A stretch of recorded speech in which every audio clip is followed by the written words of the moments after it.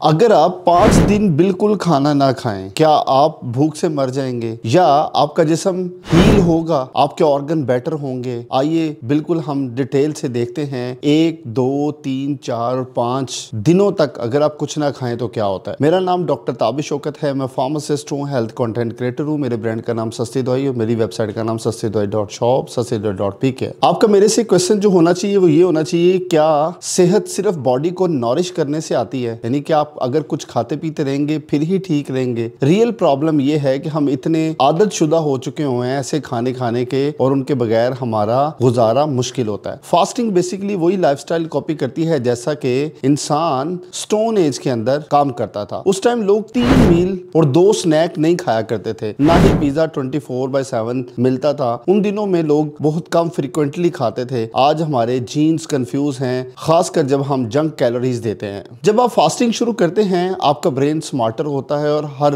Cell resilient होना शुरू हो जाता है। चलिए बात करते हैं डे 1 से। तो एक दिन अगर आप भूखा रहते हैं उसमें क्या आपकी बॉडी में चेंजेस आती हैं वो सुनिए। एक लफ्ज होता है जिसे ग्लाइकोजन कहते हैं, इसका खत्म होना स्टार्ट हो जाता है। डे 1 में आपका जिस्म ग्लाइकोजन तोड़ना शुरू करता है। ग्लाइकोजन असल में ग्लूकोज मॉलिक्यूल की एक चेन होती है जिसके साथ 3 पानी के मॉलिक्यूल अटैच होते हैं। ये एक फ्लूइड जैसे शुगर का स्टोरेज बैग होता है जो आप पहले ही दिन यूज कर लेते हैं। इससे आपका बहुत सारा वाटर वेट निकल जाता है। लोग पहले दिन 1 से 3 पाउंड तक वजन कम कर लेते हैं। इस दिन इंसुलिन भी गिरती है। जब इंसुलिन लो हो आप अपनी बॉडी को फैट बर्न करने लग जाते हैं। फास्टिंग में आप खाना नहीं खा रहे होते लेकिन आप फैट खा रहे होते हैं, इसलिए भूख हवा में हो जाती है, लेने के कम हो जाती है। क्या लेना चाहिए अगर आप डे 1 फास्टिंग पे हैं? तो सुनिए, आपको साल्ट लेने की जरूरत है, पोटेशियम, मैग्नीशियम, कैल्शियम और ट्रेस मिनरल बी कॉम्प्लेक्स। ये इसलिए कि फास्टिंग में डेफिशिएंसी हो सकती है जिसे हम फटीग, क्रैम्प्स कह सकते हैं।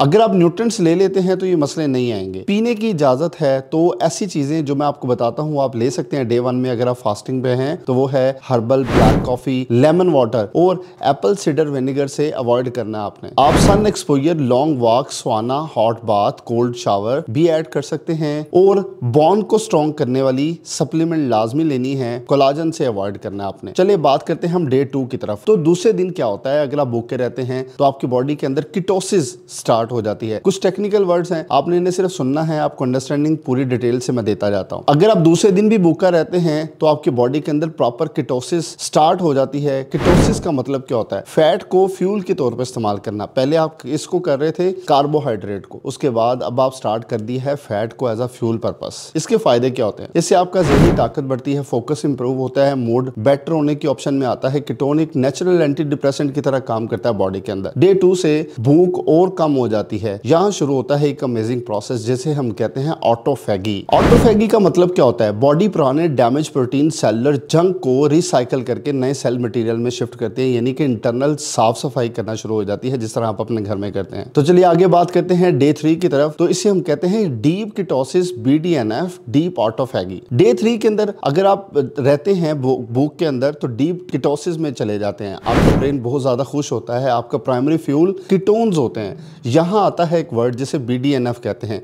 इसका मतलब होता है ब्रेन ड्राइव न्यूरोट्रॉपिक फैक्टर। नए ब्रेन सेल बनाता है, लर्निंग पावर इंप्रूव करता है, कोग्निटिव एबिलिटी बढ़ाता है। BDNF 40% से लेके 400% तक बढ़ सकता है। और डीप ऑटोफैगी क्या होती है? इस लेवल पर बॉडी डैमेज माइटोकॉन्ड्रिया रिसाइकिल करती है, प्री कैंसर सेल्स क्लीन करती है, virus, fungus, mould, intracellular pathogens को साफ करती है, इम्यून सिस्टम को रीसेट करने में मदद देती है। डे 3 यानी कि 72 घंटे अगर आप भूखे रहते हैं तो आपका इम्यून सिस्टम रीसेट हो जाता है, पुराने डैमेज व्हाइट ब्लड सेल्स टूट कर रिसाइकिल हो जाती हैं, थाइमस ग्लैंड आपकी बॉडी में एक्टिव हो जाता है, स्टेम सेल की ग्रोथ इंक्रीज हो जाती है। आपका गट लाइनिंग 3 से 5 दिन में रिपेयर होने लगती है क्योंकि 3 दिन से कोई फूड नहीं खाया होता। ग्रोथ हार्मोन भी आपका स्पाइक होता है, यानी कि मसल प्रोटेक्ट होती है इससे। अब हम आते हैं डे 4 की तरफ। मैक्सिमम फैट बर्निंग और नो हंगर। डे 4 तक आप फुल फैट बर्निंग की तरफ चले जाते हैं, हंगर बिल्कुल जीरो हो जाती है। अगर स्ट्रेस की वजह से कॉर्टिसोल बढ़ता है और आपको भूख लग जाए तो आप बोन ब्रॉथ पी लें। हार्मोन इस वक्त बहुत सेंसिटिव हो जाते हैं, सिस्टम एफिशिएंट हो जाता है, genes for longevity, protection, anti aging सब ऑन हो जाते हैं। डे 4 पर ऑटोफैगी पीक पर होती है, डैमेज टिश्यू क्लीन हो जाते हैं, ब्रेन प्लैक क्लीन हो जाता है, इन्फ्लेमेशन बहुत कम नाम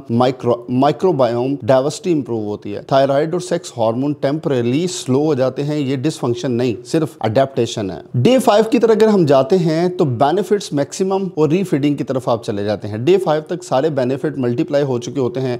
अब टाइम होता है कि आप रीफीडिंग करें, लेकिन डाइजेस्टिव सिस्टम सोया होता है, इसलिए धीरे से आपको स्टार्ट करना होता है। रीफीडिंग का तरीका क्या है? पहला मील अगर आप लेते हैं तो आपको नॉर्मल कैलोरीज, यानी कि अगर आप 4 हिस्से फूड ले रहे हैं तो उसमें से एक हिस्सा स्टार्ट करेंगे। 1 घंटा लेने की कोशिश करें। 2 से 3 घंटे बाद थोड़ा सा सूप और एवोकाडो लें। फिर बेरीज, नट्स, फुल मील 2 से 3 दिन बाद इंट्रोड्यूस करें। शुगर कार्ब अवॉइड करें। पहले बोन ब्रॉथ बेस्ट रहेगा। रीफीडिंग के बाद क्या होता है? बॉडी मैसिव रीबिल्ड करती है, स्टेम सेल एक्टिवेट होते हैं, मसल्स, जॉइंट्स, ब्रेन सब रिपेयर होते हैं, एंटी एजिंग जीन्स ऑन होते हैं, माइटोकॉन्ड्रिया और डीएनए प्रोटेक्टिव मैक्सिमम हो जाते हैं। ये वो जीन्स हैं जो सिर्फ फास्टिंग से एक्टिवेट होते हैं। फाइनल नोट क्या है मेरी तरफ से? 5 दिन फास्ट शुरू करने से पहले इंटरमिटेंट फास्टिंग से बॉडी को प्रिपेयर करना लाजमी है, वरना जिस्म शॉक में जा सकता है। तो ये सारी की सारी डिटेल थी। अगर आप 5 दिन भूखा रहते हैं, आपकी बॉडी में क्या क्या चेंजेस आती हैं और उससे आप अपने आप को किस तरह फायदा करवा सकते हैं। और जब आप रीफीडिंग करेंगे तो आपकी बॉडी बिल्कुल आपके मुताबिक चलेगी जिस तरह आप चाहते थे। आपका शुक्रिया। अल्लाह हाफिज।